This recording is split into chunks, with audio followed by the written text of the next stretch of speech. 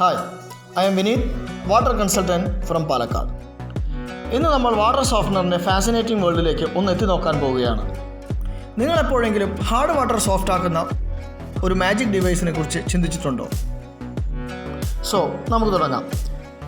എങ്ങനെയാണ് ഒരു water softener work ചെയ്യുന്നത്? ഫസ്റ്റ് തിങ് ഫസ്റ്റ്, എന്താണ് യഥാർത്ഥത്തിൽ ഒരു ഹാർഡ് വാട്ടർ? വളരെ ഉയർന്ന അളവിൽ കാൽസ്യവും മഗ്നീഷ്യവും കലർന്ന വെള്ളമാണ് ഹാർഡ് വാട്ടർ. ഇവ നമ്മുടെ ശരീരത്തിൽ ഉണ്ടാക്കിയേക്കാവുന്നതിനേക്കാൾ പ്രശ്നങ്ങളാണ് നമ്മുടെ വീട്ടുപകരണങ്ങൾക്ക് വരുത്തി തീർക്കുന്നത്. ഹാർഡ് വാട്ടർ കൊണ്ടുണ്ടാകുന്ന സ്കെയിലിംഗ് നമ്മുടെ ഉപകരണങ്ങളുടെ ഭംഗി നഷ്ടപ്പെടുത്തുന്നതിന് പുറമെ ഷവറിൻ്റെയും ടാപ്പിലെയും വെള്ളം അടഞ്ഞു പോകുന്നതിനും കാരണമാകാറുണ്ട്. ഇവിടെയാണ് വാട്ടർ സോഫ്റ്റ്നർ നമ്മുടെ രക്ഷകനായി എത്തുന്നത്. ഈ ഡിവൈസ് വെള്ളത്തിലടങ്ങിയിരിക്കുന്ന കാൽസ്യത്തിൻ്റെയും മഗ്നീഷ്യത്തിൻ്റെയും മിനറൽസിനെ നീക്കം ചെയ്ത് സോഫ്റ്റാക്കി തരുന്നു. അയൺ എക്സ്ചേഞ്ച് എന്ന സയൻറ്റിഫിക് ഫിനോമിനലിലൂടെയാണ് ഈ മാജിക് നടക്കുന്നത്.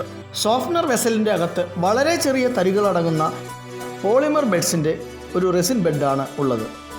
ഈ റെസിൻ ബെഡിലൂടെ നമ്മുടെ ഹാർഡ് വാട്ടർ കടന്നു പോകുമ്പോൾ പോസിറ്റീവ് ചാർജുള്ള calcium and magnesium ions negative ചാർജഡായ റെസിൻ ബെഡിലേക്ക് ആകർഷിക്കപ്പെടും. ഈ മിനറൽസ് റെസിൻ ബെഡിൽ തങ്ങി നിൽക്കുന്നതിൻ്റെ ഫലമായി നമുക്ക് നമ്മുടെ വെള്ളം സോഫ്റ്റായി ലഭിക്കും.